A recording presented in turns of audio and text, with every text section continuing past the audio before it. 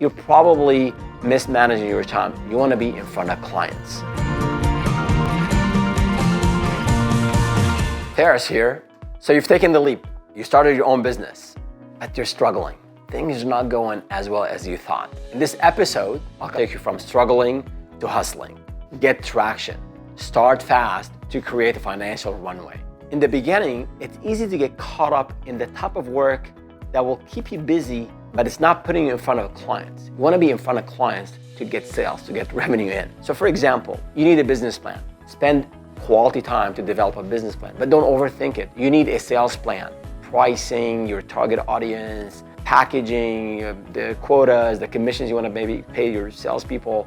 All that is important, but it doesn't have to be all finalized for you to get that business launched. So if you're spending a lot of time initially on planning and spreadsheets and documents and speaking with lawyers, you're probably mismanaging your time. You want to be in front of clients. A personal story here. I was laid off from a tech startup, and the stories behind raising $96 million, growing a business quickly, ending up being laid off and laying off people before you're let go. Those are stories of a future episode. But I was just laid off. It took me a couple of days to recover. It's shocking. Layoffs are never fun. They're never easy, whether you're on the delivery end, you're on the receiving end. Things you want to avoid, hopefully you don't have to go through as an entrepreneur. It took me a little bit of time to recover from the layoff, mentally, psychologically, emotionally. But then I realized I got to do something about it. I have a wife, 3 children, got to bring food to the table. We had some savings, but that's not going to last forever. So I started to put feelers out. Anyone who's starting a new business, looking for a partner, I started to look for ideas to do on my own. And then I ran into a friend of mine who was thinking of setting up a digital marketing business. He and I talked. We talked about his plans, his priorities, his resources, and we found some complementing skill sets and resources. He had a bit of money, he couldn't put a lot of time. I could put all the time with little money. He was more of a sort of strategic thinker. I was more of the sort of, let me do it, let me get stuff done. So we decided to work together. At the time, small business owners were just struggling with online marketing, websites, landing pages, mobile apps. So he and I figured we can offer this service to a lot of the small business owners. We didn't think of going after big brands yet.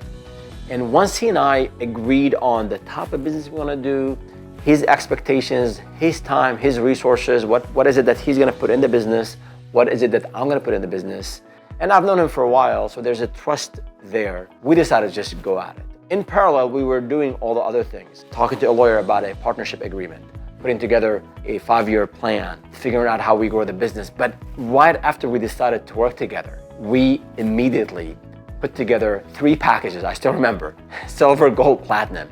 And we said we can go to small business owners and start to pitch these services. I do want to mention one caveat about the above. I'm recommending you go fast and you knock on doors and you get that revenue in. Don't rush into selecting your business partner. That's if you're going with a business partner.